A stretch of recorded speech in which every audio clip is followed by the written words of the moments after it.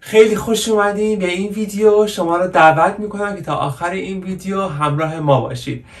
تو این ویدیو فوق‌العاده جذاب میخوایم بریم با هم اجرای زیبای یک پسر ایرانی به نام سجاد محمدی رو ببینیم که داخل یک برنامه به عنوان خواننده ایرانی دعوت میشه. داخل برنامه معروف ترکی، شو خیلی معروف، چی میگم، مثلا فیموس ترکی دعوت میشه و یک اجرای خیلی زیبایی اونجا انجام میده و به اصطلاح اشک و مجری خانم رو در میاره و این ویدیو به صورت نور داخل فضای مجازی وایرال میشه و کلی مورد توجه مردم ایرانی و ترکی واقع میشه و دیگه بدون معطلی بریم ببینیم اصلا این ویدیو چجوریه و اجراش هم با هم ببینیم.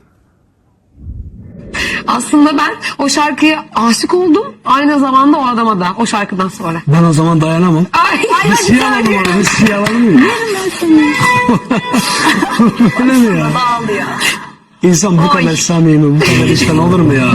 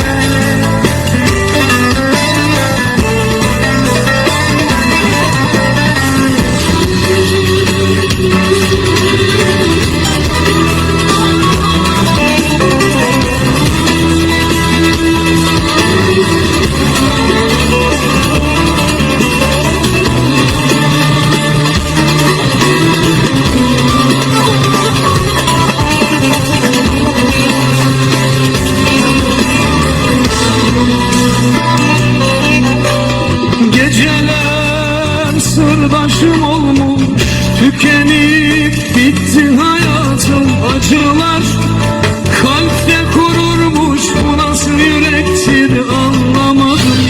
Geceler sırdaşım olmuş, tükenip gitti hayatım. Acılar kalpte kururmuş, bu nasıl yürektir anlamadım. İkimiz kavga ederdik, birimiz hep susuverdik. Bırakıp gitmeyi denedim, ben yüreğimden yollamadım. Kapanıp odalara kendimi yaşadım. Hüznü zamansız yüreğim sakladı yaşını, yüzüne bakıp da ağlamadım.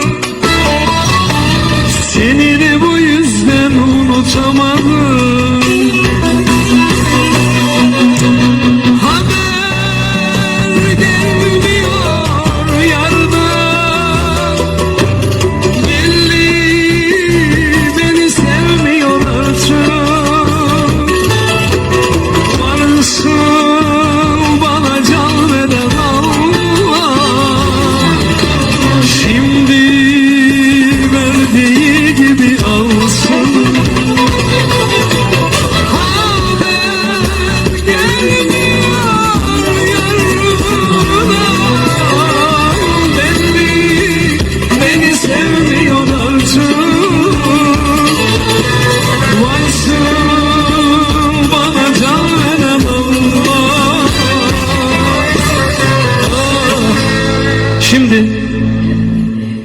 bizi verdiği gibi almasın. Allah Aynen. sevenleri de bir yastıkta kucaksın.